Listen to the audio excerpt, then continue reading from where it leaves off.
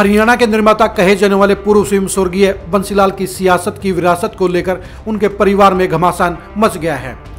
बंसीलाल जी को गए हुए इस दुनिया से 17 साल हो गए हैं, लेकिन उनकी विरासत को लेकर उनके परिजनों में तकरार लगातार जारी है। हरियाणा की जनता 15 साल पहले ही फैसला कर चुकी है कि उनकी सियासत की उत्तराधिकारी उनकी पोती श्रुति चौधरी हैं, लेकिन बंसीलाल जी के बड़े बेटे रणवीर महिंद्रा और उनके बेटे अनिरुद्ध चौधरी लगातार इस बात का दावा करते हैं कि वे बंसीलाल जी के असली वारिस हैं। आज बारड़ा हलके के बिरला गांव में अनिरुद्ध चौधरी ने जनता को संबोधित किया। अनिरुद्ध चौधरी के भाषण को आपको जरूर सुनना चाहिए। इस भाषण में आपको पता चलेगा कि वो बंसीलाल के बारे में क्या सोचते हैं, वो किरण चौधरी के बारे में क्या राय रखते हैं, वो बारड़ा हलके के बारे में क्या कहते हैं, वो भूपेंद्र हुड्डा को क्या कहते हैं, दीपेंद्र हुड्डा के बारे में वो क्या सोचते हैं, बारड़ा की जनता के बारे में उनकी क्या राय है, हरियाणा की सियासत के बारे में वो क्या सोचते हैं, उनके खुद के व्यक्तिगत ख्वाब क्या हैं। पहले आप उनके इस भाषण को सुनिए। तब जाके कस्बे की दुकानों में वो खरीदारी होती है जिससे उनका भी घर चलता है, और जिसके कारण फिर हमारे कस्बे का या हमारे शहर का जो व्यापारी है, जो दुकानदार है और व्यापार, वो जाके बड़े शहर में जाते हैं, जिसके कारण उनकी अर्थव्यवस्था चलती है। तो हमारे देश की अर्थव्यवस्था खेती पर निर्धारित है, और इस सरकार ने किसान के साथ इससे ज्यादा दुष्व्यवहार कर सकते थे, इससे ज्यादा वो नहीं कर सकते जो उन्होंने किया है। और ये तो आप सबकी एकता है, ये तो हमारी एकता है, ये तो किसानों की एकता है, जिन्होंने नरेंद्र मोदी जी को मजबूर किया कि किसान कानून वापस लें, वरना हमारा बचा खुचा समाज भी समाप्त हो जाता है। क्योंकि एक सोची समझी चाल थी जिसके कारण धीरे धीरे एक ऐसी स्थिति पैदा होनी थी कि किसानों के हाथ से उनकी जमीन भी चली जाती। बहुत सोची समझी चाल थी, पर मैं नमन करता हूं आपका कि आप सबने मिलकर इस चाल को पहचाना, समझा, अगुवाई करी और मजबूर किया इस सरकार को कि अपने काले कानून वापस लें। परंतु मैं इसके साथ के साथ आपको वो बात याद दिलाना चाहता हूं, जब हरियाणा के विधानसभा में ये कानून पास किया गया था, उस समय बीजेपी और जेजेपी के नेता यूं ताड़ी पीट रहे थे। वो आपके भविष्य के साथ खिलवाड़ करने पे ताड़ी पीट रहे थे। अगर आप लोग और हम सब साथ मिलकर एकता से ये लड़ाई नहीं लड़ते तो आज की परिस्थिति कुछ और होती। आज के दिन क्या पता आप मजबूर हो चुके होते कि किसी तरीके से भाई इन्हीं का साथ दें, कुछ भी करें और हमारी जमीन बच जाए, क्योंकि इसमें कोई कानून का भी आपके पास कोई चारा नहीं बचा। अब मैं इसके साथ के साथ में एक बात और आपको कहना चाहता हूं। एक बात मैं और याद दिलाना चाहता हूं। ये बात आप अपने मन में रखना, अपने दिमाग में रखना, क्योंकि अगर हमने एक चीज सीखी है यहां पर, तो वो सीखिए कि हमें अपनी गलती नहीं दोहरानी चाहिए। पिछले 5 साल में, 10 साल में अगर हमने कुछ सीखा है तो ये सीखा है कि हमें अपनी गलतियां नहीं दोहरानी चाहिए। अभी 7-8 दिन पहले बेरला गांव की पावन धरती पर, ये गांव सिर्फ हल्का ही नहीं, मैं इस समय सिर्फ इस गांव की बात कर रहा हूं। हालांकि हर गांव में आपको कोई ना कोई शहीद जरूर मिलेगा, पर बेरला गांव में अपनी भारतवर्ष के लिए कुर्बानी देने के लिए, खून पसीना एक करने के लिए यहां से भी खूब फौजी गए हैं। तो इसलिए मैं कहता हूं, जिस गांव के वीर सपूतों ने हिंदुस्तान के लिए, भारत के लिए अपनी कुर्बानी दी, अपना खून बहाया, वो धरती तो पावन धरती है। उस पावन धरती पर कोई शख्स आए जो पिछली बार कांग्रेस से निकलकर जेजेपी में चला जाए, जेजेपी में जाकर आप सबकी कड़ी मेहनत पे पानी फेरने का काम करे, वहां जाकर कांग्रेस को हराने का काम करे, वहां जाकर कांग्रेसियों को गलत बताए, वहां जाकर चौधरी बंसीलाल जी के बड़े बेटे उनके वारिस को बाहर का उम्मीदवार बताए। अरे अगर यही मिट्टी के अगर चौधरी बंसीलाल बाहरी हैं तो फिर कहां गए? अगर चौधरी बंसीलाल भिवानी और कादरी जिले के लिए भी अगर बाहरी हैं तो फिर कहां के हुए? अरे जो सद्बुद्धि रखता है, जो समझदार व्यक्ति है, वो तो चाहे करनाल में बैठा हो, चाहे सिरसा में बैठा हो, वो कहता है चौधरी बंसीलाल हमारा है। और इस पावन धरती पे आकर बिना किसी शर्म के चौधरी बंसीलाल के परिवार को भारी कहने की कोशिश करते हैं, जो खुद पिछली बार जेजेपी में जाकर आप सबकी मेहनत पर पानी फेरने का काम करते हैं। तो मैं उनको आज एक बात इसी मंच से, इसी पावन धरती से बताता हूं, जब तक मेरे साथी हैं, जब तक चौधरी बंसीलाल का खून मेरी रगों में और इस धरती पर है, आपकी यहां पर दाल नहीं करेगी।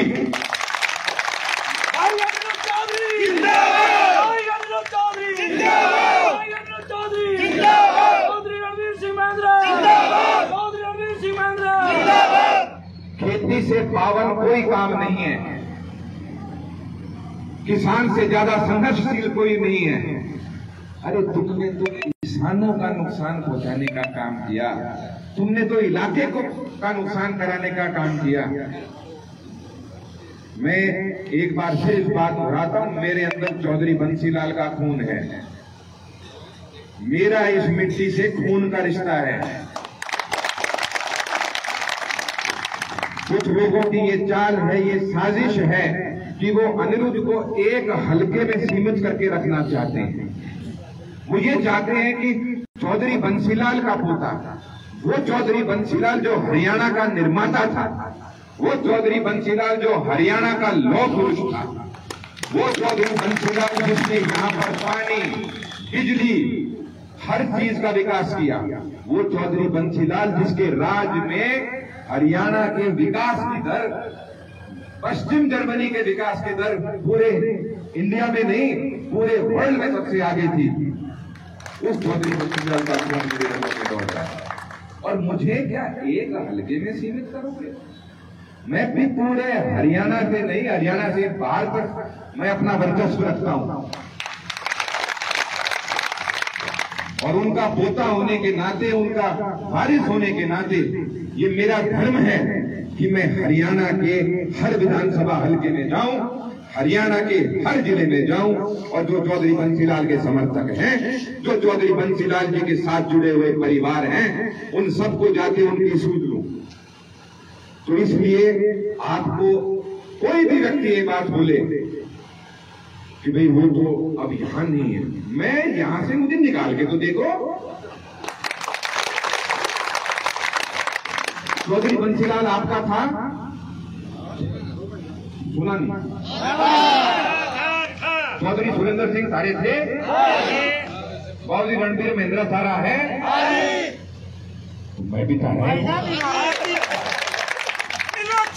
आगे बढ़ो।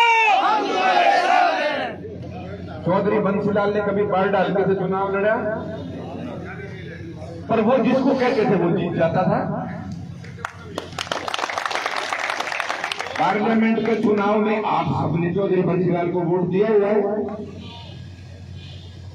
तो मेरे प्यारे भाई, मेरे आदरणीय बुजुर्गों, आज के दिन मुझे नहीं पता आज से 4 महीने बाद वक्त कौन सी करवट लेगा, मुझे ये नहीं पता आज से 6 महीने बाद, 8 महीने बाद वक्त कौन सी करवट लेगा, पर मुझे ये पता है कि वक्त मेरा आ रहा है।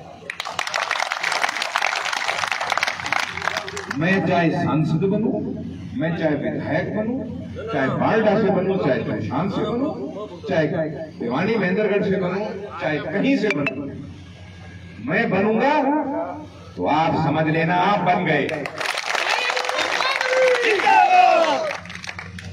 आज के दिन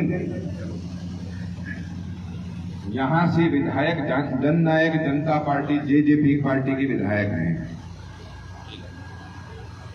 पर यहां पर जैसे कई बार कॉलेज में जाता है ना तो आदमी सोचता भाई मैं तो बोनिया मेरी प्रॉक्सी ला दी है। हमने तो उस टाइम भी ये बात कही थी सबको, आप सबने ये बात कही थी सबको, तो 400 किलोमीटर दूर का विधायक ना बनाओ। अब यहां पर प्रॉक्सी में विधायक बने हुए हैं जो आज के दिन अपने गांव में सरपंच नहीं जिता सकते, वो यहां प्रॉक्सी के विधायक बने हुए हैं। इससे बड़ी दुख की बात भारत के प्रजातंत्र के लिए हो ही नहीं सकती।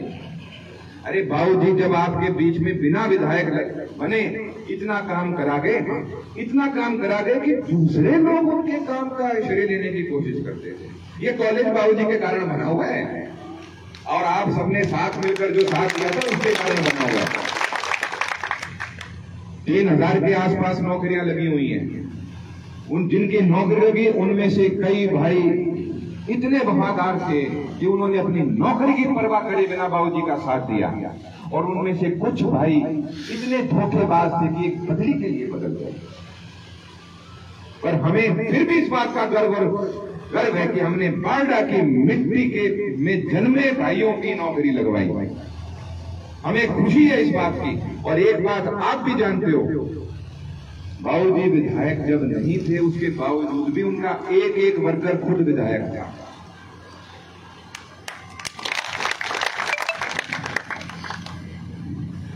विपक्ष आपके समक्ष की रैली करने के लिए जब दादरी में वर्कर मीटिंग हुई, आप सब भी आए।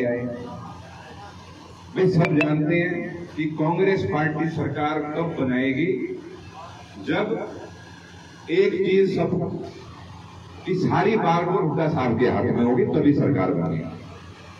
बहुत साधारण सी बात है। क्यों?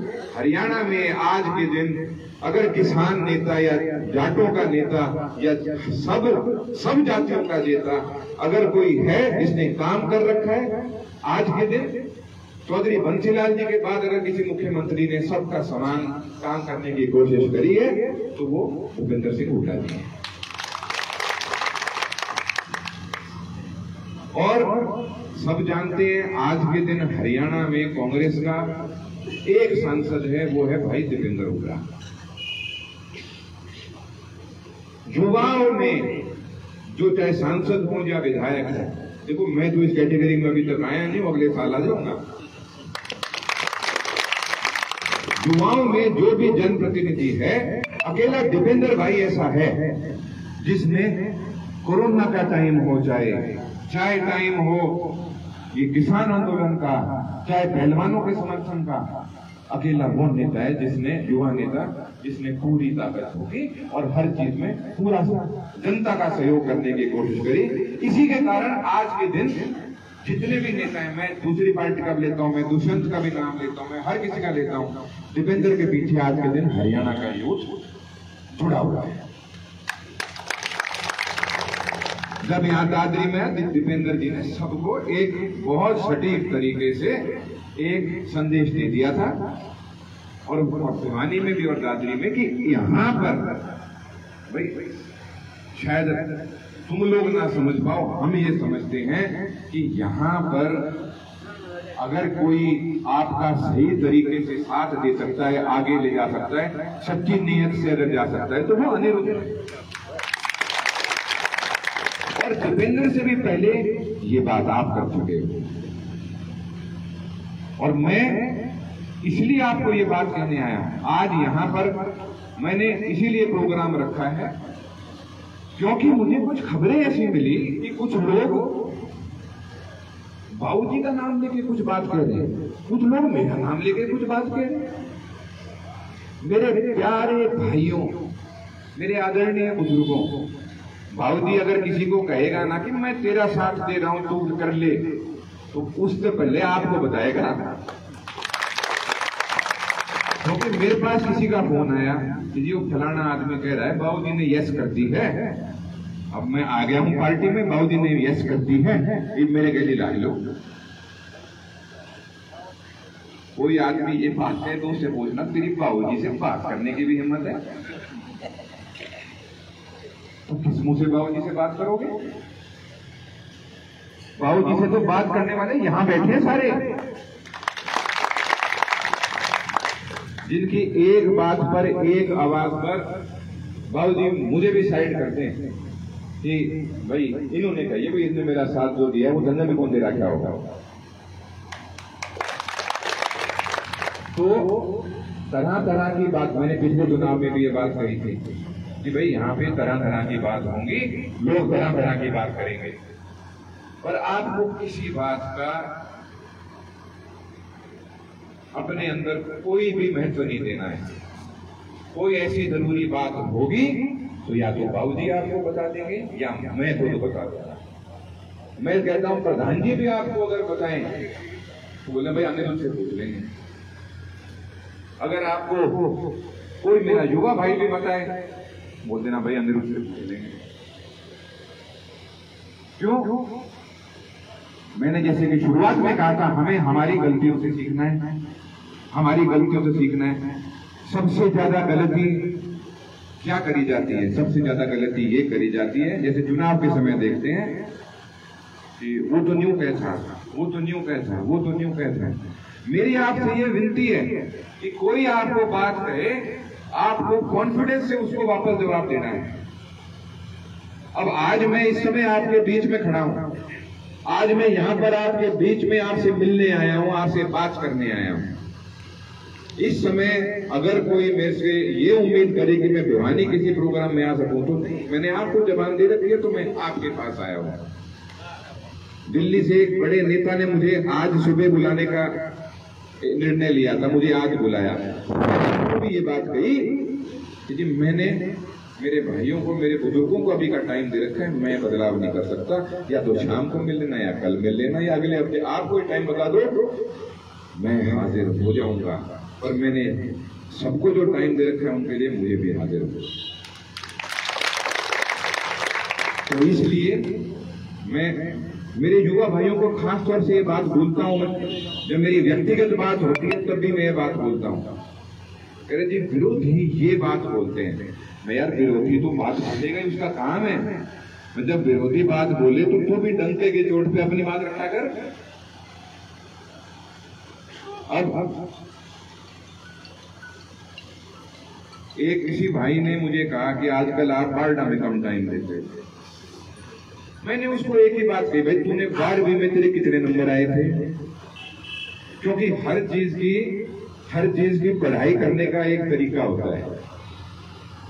मान लो मेरे युवा भाई जो अभी पेपर दे रहे हैं वो इस बात को बड़े अच्छे से समझेंगे कि जब मैं किसी कोई सा पेपर देना हूं, 5 क्वेश्चन आते, 5 क्वेश्चन आने हों, 5 में से 2 क्वेश्चन तो मेरे को याद है, मतलब बेरहम ये जवाब है, मैं उसमें टाइम ज्यादा लगाऊं। जो 3 क्वेश्चन नहीं आते उसमें टाइम ज्यादा लगाऊं, उन 3 ने याद करूंगा ना। पहले तो ये 2 तो अपनाए हैं। अगर आप देखना चाहते हो कि आपका भाई और आपका बेटा हरियाणा के शीर्ष नेताओं में से एक बने तो आपके साथ की जरूरत पड़ेगी। और साथ का मतलब सिर्फ ये नहीं है कि मैं बोलूं आज यहाँ पर भीड़ करनी है, आप भीड़ लेके आओ, अपने साथियों को लेकर आप लेके आओ। साथ का ये मतलब भी है कि भाई साहब बेटा तू अपना काम कर, यहाँ की जिम्मेदारी हमारी हम देख लेंगे। और आपको मैं एक बात बताता हूं, मैं एक प्रण लेके चला हूं। पिछले कुछ सालों में दादरी जिला और भिवानी जिला मैं इनका एक मानता हूं। ये चौधरी बंसीलाल का इलाका है, ये आपका इलाका है, ये मेरा इलाका है। ये मिट्टी अपनी मिट्टी है। कुछ लोगों ने पिछले 3 चुनाव में इस मिट्टी के साथ गद्दारी करी। उन्होंने क्या किया? उन्होंने अपने आप को सिर्फ सुरक्षित रखने के लिए, अपने आप को एक विकास की तरफ ले जाने के लिए उन्होंने बाकी सबको बलि चढ़ाया। और अगर हमें वापस से इस इलाके का राजनीतिक वजूद बनाना है, उसका एक ही तरीका है कि हमारी कोशिश ये रहे कि हम साथ मिलके यहाँ की सारी सीटों को कांग्रेस में लेकर आए। बाबूजी से ज्यादा वफादार कांग्रेस के लिए शायद ही कोई नेता हो। पूरे हरियाणा में कोई पर्याय नहीं है, पूरे हिंदुस्तान में कोई पर्याय नहीं है कि भाई ये कांग्रेसी है, उसका पिताजी अपनी खुद की पार्टी से मुख्यमंत्री है, पर उसके बाद भी अगला ठोकर खा के धूप घाम झेल के सब चीज करके उसने अपनी पार्टी का साथ दिया। और इस चीज की बात कई लोग इस चीज में भी कमी निकालते हैं। कई लोग ये चौधरी बंसीलाल जी का नाम लेकर इस चीज में कमी लगाते हैं। तो इसलिए आज मेरा आपको ये बताना भी जरूरी है। 2005 की जनवरी में जब मेरे पिताजी मुढ़ाल से चुनाव लड़ रहे थे तो गांव घाना में एक जनसभा का आयोजन हुआ था, जो मेरे दादाजी के निर्देश अनुसार हुआ था कि वहां पे तू रैली कर, मैं तेरे खातर वोट मांगना हूं। दादाजी वहां आए और मैं आपको जो दादाजी ने कहा था उस समय बोल के बताता हूं, क्योंकि उसका एक कारण है, मैं आपको क्यों बताना चाहता हूं। आप सबके कारण, आप सबके सहयोग के कारण जो तोशाम हल्के के मेरे भाई और साथी मेरे साथ जुड़े हैं, जो दादरी से मेरे साथी और भाई मेरे साथ जुड़े हैं, लोहारू के जो भाई मेरे साथ जुड़े हैं, वो सब वही है जो पुराने चौधरी बंसीलाल के साथ जुड़े हुए परिवारों के बच्चे हैं। तो इन सबके साथ के साथ में आप सबके साथ के कारण जब रूहानी रैली में मैंने चौधरी बंसीलाल जी के नारे लगाए थे, उससे कुछ लोगों को तकलीफ हुई और उन्होंने सन 2000 की एक आधी कटिंग वायरल करी कि अपने बेटे के खिलाफ वोट मांगते रो पड़े बंसीलाल।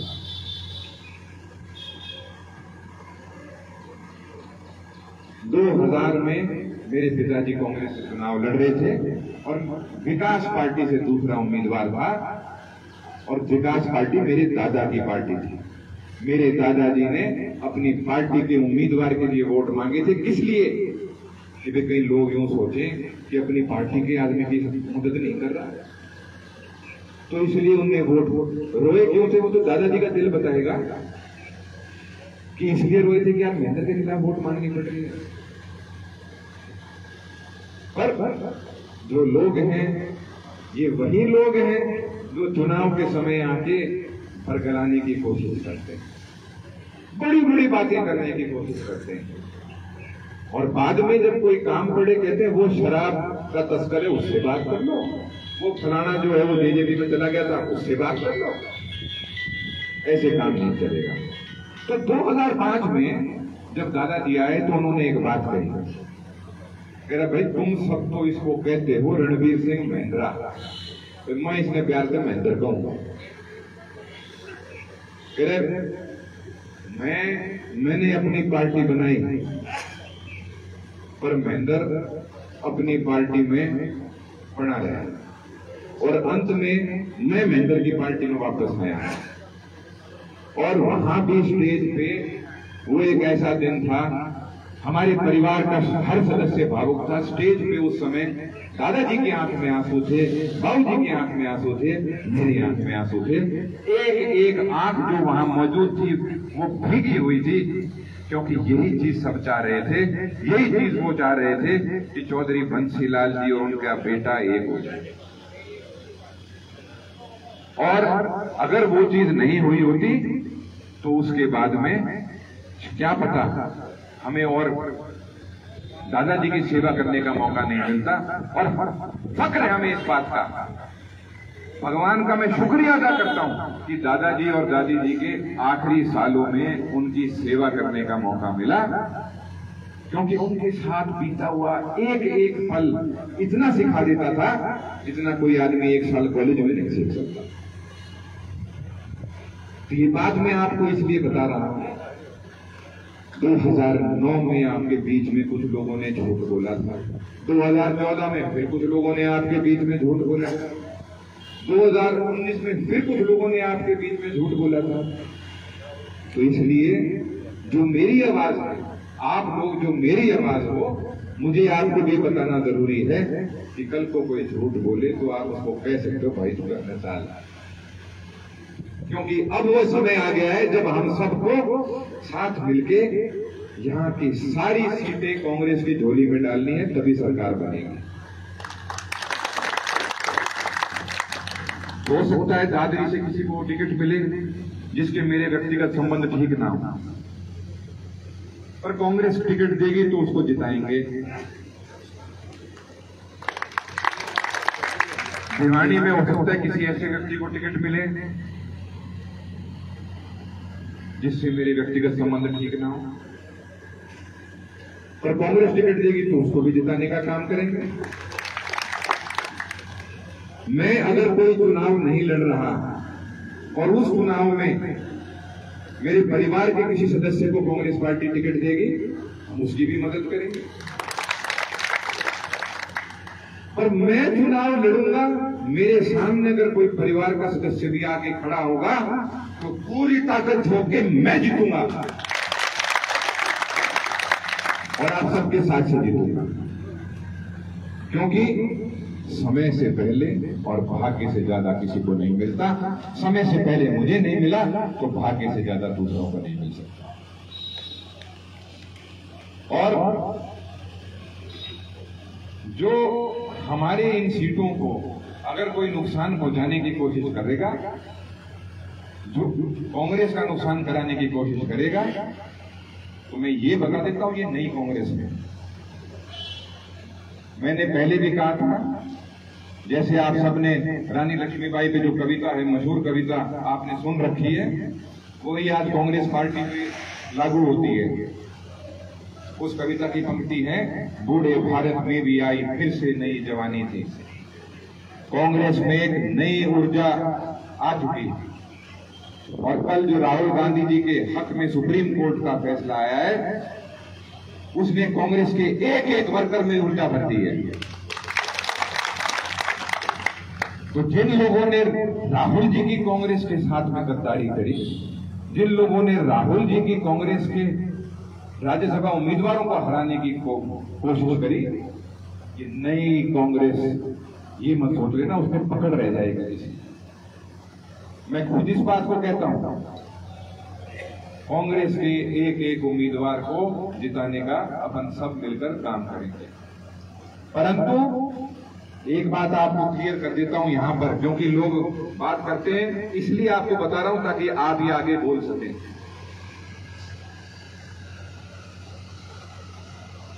बाडड़ा हल्के से टिकट चौधरी बंसीलाल जी के बड़े बेटे चौधरी रणबीर सिंह महिंद्रा के निर्देश अनुसार मिलने की ही संभावना है।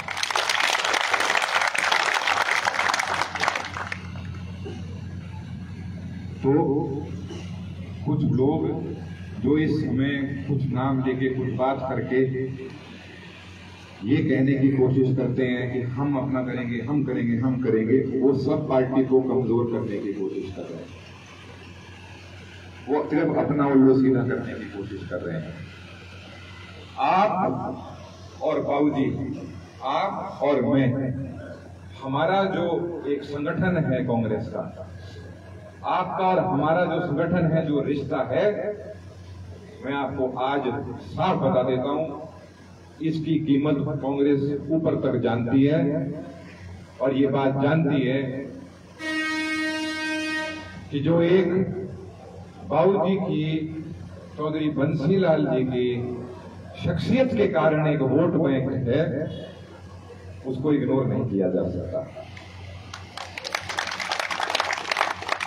जो कोई पिछली बार अगर जेजेपी में रहा हो, वो ये सोचता हो कि चौधरी बंसीलाल का वोट उनको मिल जाएगा, उन्हें भी पता है नहीं मिलेगा, पार्टी को भी पता है नहीं मिलेगा। अरे कल को अगर अनिरुद्ध ने कह दिया कि यार मैं पत्ता भर दूंगा, तो आप समझ लेना किसी की मिल भी गई होगी तो टिकट कटेगी। टिकट मेरी है, टिकट बाबूजी की है, टिकट आपकी है। तो कोई भी व्यक्ति आके कुछ बोले, आप बस अंदर में हंस के बैठना, भाई टिकट तो मारी है, हम जिसका फैसला करेंगे उन्हें टिकट मिल जाएगी। तो अंत में मैं आपका ज्यादा समय नहीं दूंगा, गर्मी का समय है, आप मेरा काफी समय से इंतजार कर रहे हो। और शायद बाढ़ हल्के की धरती पे इतना लंबा भाषण मैंने नहीं दिया है आज तक। तो आपको भी आदत है मेरी कि मैं 5 मिनट में बात खत्म करके मौके की बात करके चला जाता हूं। पर क्या करें, राजनीति में आगे जब बढ़ने लगता है आदमी तो कुदरत अपने आप ही भाषण की जो एक लेंथ है, लंबाई है, वो अपने आप बढ़ाती चली जाती है।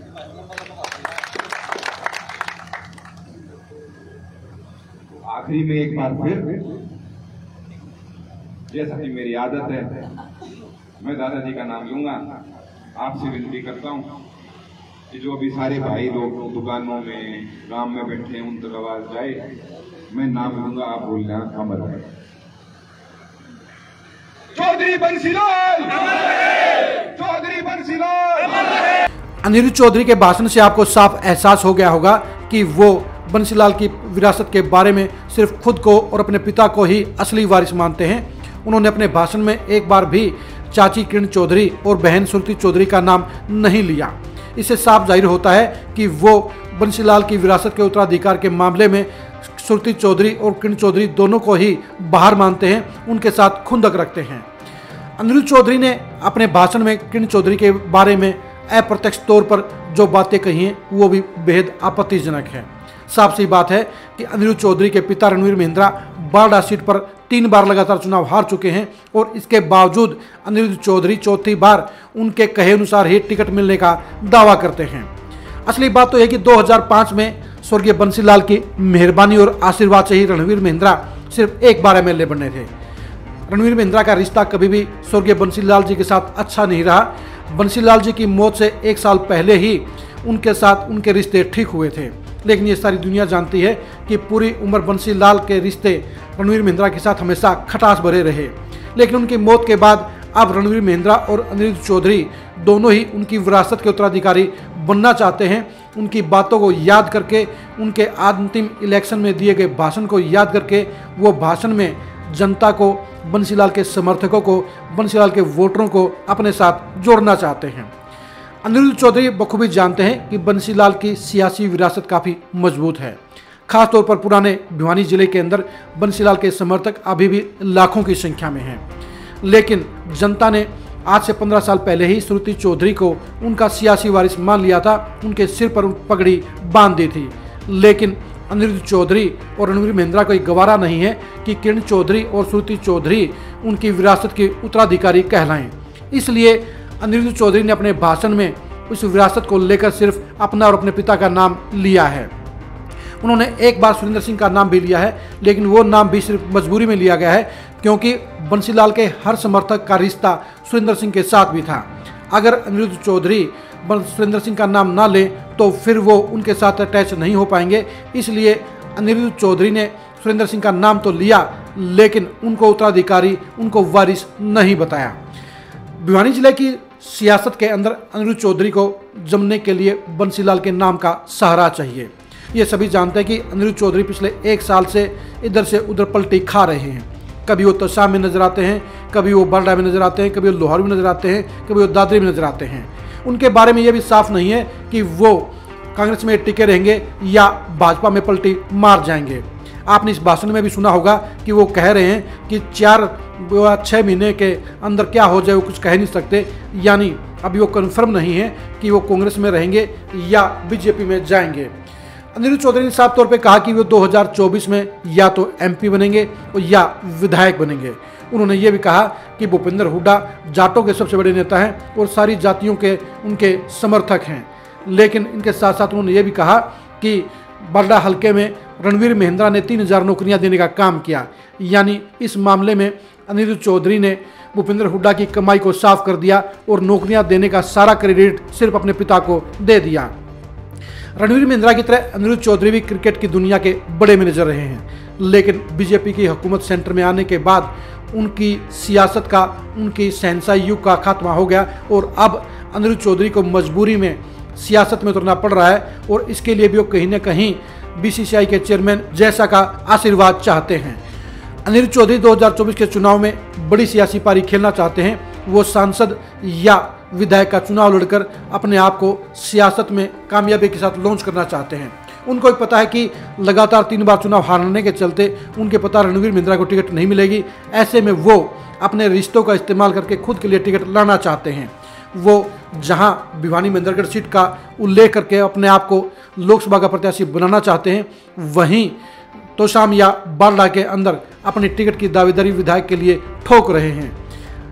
अनिरुद्ध चौधरी के भाषण से साफ एहसास होता है कि वो श्रुति चौधरी और किरण चौधरी से बिल्कुल अलगाव रखते हैं, उनके साथ बिल्कुल बनाकर नहीं रहना चाहते और वो दावा करते हैं कि उनके सामने अगर उनका परिवार का कोई सदस्य लड़ेगा तो वो जोरदार तरीके से जीत हासिल करेंगे। उनको किरण चौधरी और श्रुति चौधरी का नाम सुनना गवारा नहीं है। यही वजह है कि उत्तराधिकारी की इस लड़ाई में वो अपने आप को किरण चौधरी और श्रुति चौधरी के बिल्कुल सामने एंटी ग्रुप में खड़ा महसूस करते हैं, बल्कि वो दावा करते हैं कि असली वारिस बंसीलाल के वो ही हैं। बंसीलाल परिवार की सियासत के बारे में, उनकी विरासत के बारे में जनता पहले ही श्रुति चौधरी के पक्ष में फैसला दे चुकी है, लेकिन इसके बावजूद अनिरुद्ध चौधरी खुद को बंसीलाल का पोता बताकर अपने लिए सियासी रास्ता खोज रहे हैं। अब देखने की बात यही है कि 2024 में क्या कांग्रेस 3 बार चुनाव हारने के बावजूद उनको या उनके पिता को टिकट देती है, या हालात को देखते हुए अनिरुद्ध चौधरी बीजेपी की तरफ रुख करने का काम करते हैं। अनिरुद्ध चौधरी की पॉलिटिक्स पर नज़र खास तौर पर हमारी बनी रहेगी। बंसीलाल परिवार की सियासत के उत्तराधिकारी को लेकर चल रही इस खिंचातानी के बारे में जानने के लिए आप लगातार खरी खरी न्यूज़ के साथ बने रहिए। आप हमारा फेसबुक पेज लाइक कीजिए और हमारा यूट्यूब चैनल सब्सक्राइब कीजिए। नमस्कार।